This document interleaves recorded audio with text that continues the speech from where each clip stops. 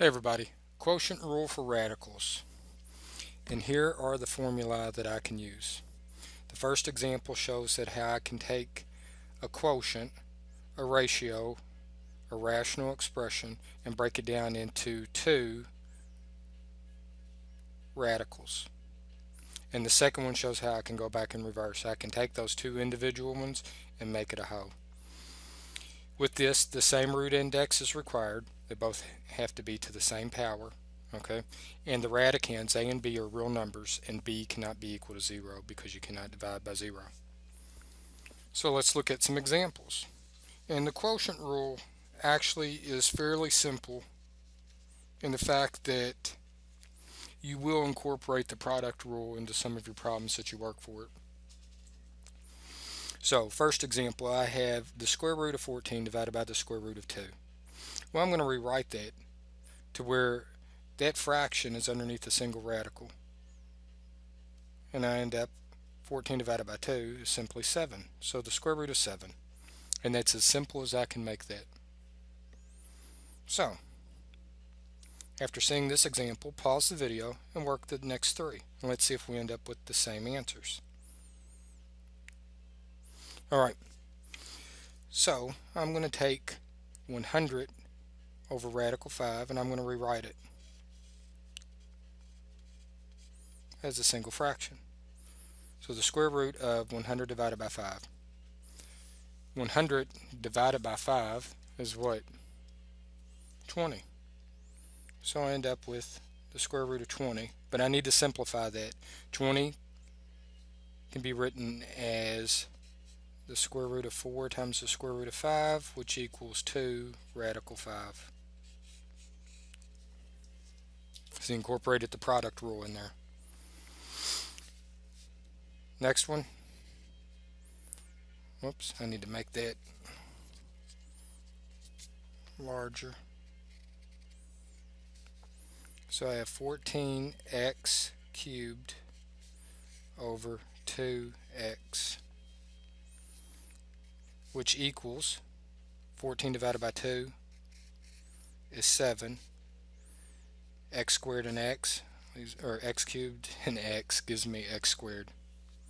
And then I can pull out an x, and that leaves me x radical 7. For number 4, they are cubed. So let's see what we get here. So I have the cube root of 32 divided by 4. 32 divided by 4 is 8, so the cube root of 8, and the cube root of 8 is 2. Not bad.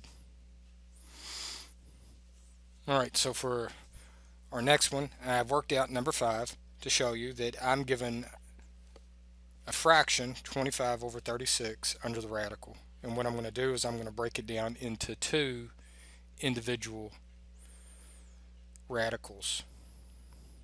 And you'll see this makes it a lot easier. Whenever I break it down into those two, at least visually, it helps me see the square root of 25 is 5 and the square root of 36 is 6, so 5 6. If you can see this already, you can say, well, I know I just need to take the square root of this and I need to take the square root of that, so that's 5 over 6. It's excellent. Okay, so pause the video and work the next three. So I take this fraction and I will break it down into two individual radicals.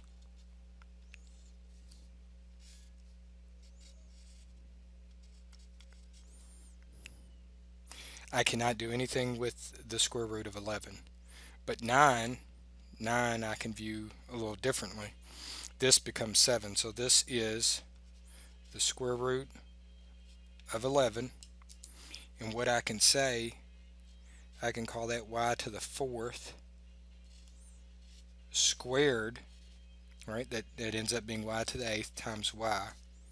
Help you be able to see it. So I can pull out a y to the 4th. So I have y to the 4th square root of 11y. I cannot pull 11 or this y out of the radical. All of that over 7.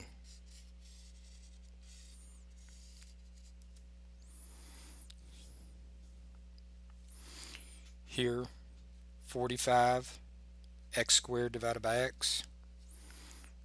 I'm going to rewrite this, and I know that I can write 45 as 9 times 5, and this will be the square root of x to the 6th. So this right here, I can pull out a 3 because 9 is a perfect square, and I can pull out an x. So I have 3x radical 5 over x cubed.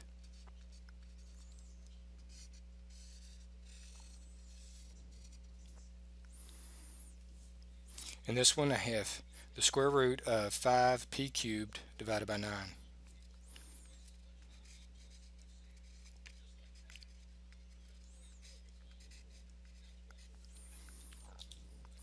Cannot do anything with the 5. The square root of 5 is simply that. But I can pull out, I can rewrite this as p squared times p. So I'm able to pull this out, leaving 5p under the radical, and that becomes 3.